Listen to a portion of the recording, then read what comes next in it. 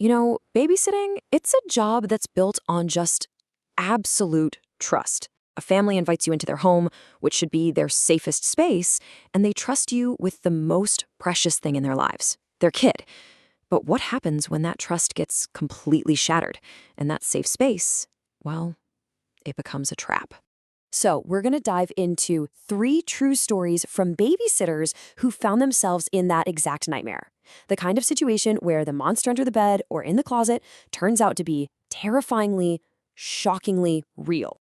Okay, so our first story is about a 15-year-old kid named Chris. It's his first real babysitting gig, watching a 5-year-old, Charlie, in what seems like your average quiet suburban house. The parents go over all the rules, they make a quick comment about a tricky deadbolt on the back door, and then they head out for the night. Seems simple enough, right? So, after dinner and some games, Chris tucks Charlie into bed. Everything's going great until Charlie shows up, totally scared. He says he heard a noise, like a scratching sound, coming from inside his closet. Chris does what any of us would do. He calms Charlie down, takes a quick look in the closet, sees nothing but clothes, and sends him back to bed. It's gotta be just the kid's imagination running wild. But it doesn't just end there. A little while later, Charlie's back, and this time he's even more upset. He insists. The closet door moved. Chris walks him back to his room, and that's when his stomach just drops. The closet door, the one he knows for a fact he slid shut, is now wide open. And this is the moment it escalates from a kid being scared into something genuinely unsettling. The third time, Chris hears Charlie call out, his voice just trembling. He goes back to the room, and Charlie's in bed, crying, pointing to the corner. Chris follows his finger, and that is when he sees it.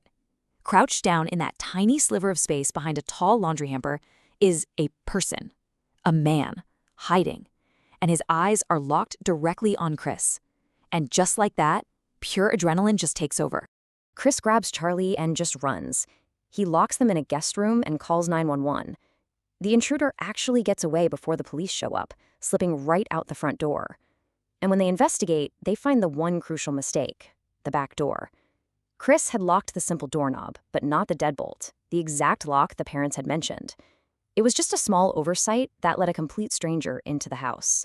All right, let's move on to our next story. This one, it shifts the threat from an outside intruder to something, honestly, way more disturbing. A 17-year-old babysitter is staying overnight to watch an 8-year-old boy named AJ.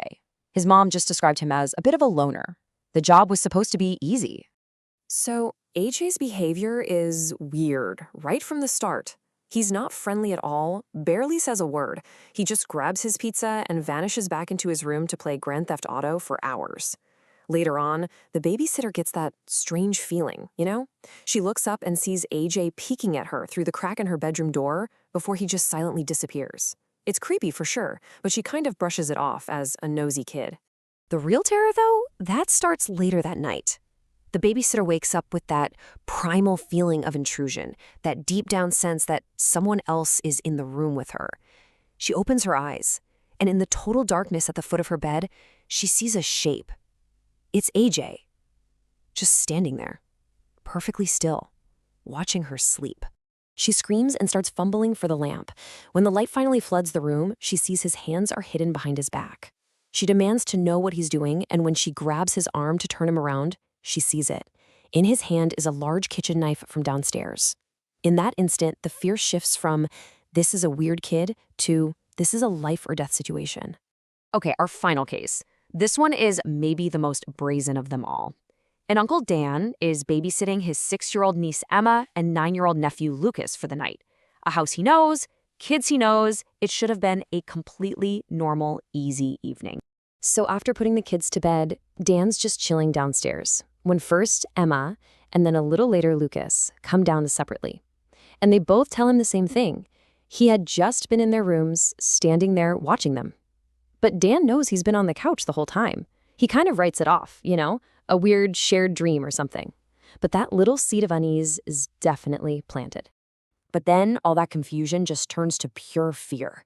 Emma comes racing down the stairs, genuinely crying and absolutely terrified. She says someone came into her room again and said goodnight, but the voice wasn't his. In that moment, Dan realizes this is not a dream. It's not a game. He tells the kids to stay put, quietly grabs a knife from the kitchen, and heads upstairs to confront whatever, or whoever is up there. As he gets close to Emma's room, he hears it, a strange, really high-pitched man's voice. He peeks inside and sees a very tall figure standing right by her bed. Then the figure speaks, and the words are just chillingly bizarre. Aren't they just so special? This wasn't a robber. This was something far, far stranger and more terrifying.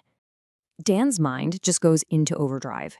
He spins around, bolts down the stairs, grabs the kids, and his first frantic command is a practical one. Get your shoes on, we are leaving this house right now. But he doesn't even have time for that. As Emma starts to cry, he looks up at the balcony that overlooks the living room, and he sees the man, this grotesque-looking figure, peeking over the railing, playing peekaboo with the children. The plan changes instantly. There is no more time. Forget the shoes. He grabs the kids and runs them out of the house in their socks. So wow, what do we even take away from 3 completely terrifying but very different scenarios?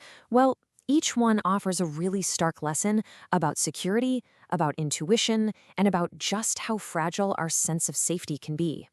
Let's break it down. First, Chris's story. It teaches us that physical security is only as strong as its weakest link. A single unlocked deadbolt was all it took.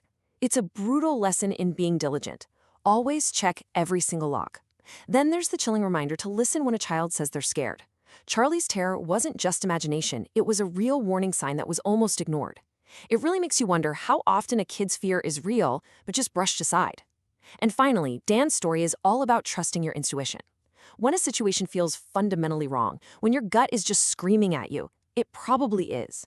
Trusting that feeling, instead of trying to rationalize it away, could be the only thing that saves you.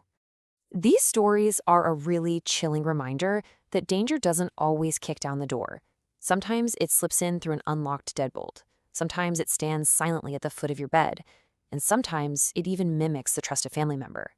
It really forces us to ask ourselves, how well do we really truly know the places where we're supposed to feel safe?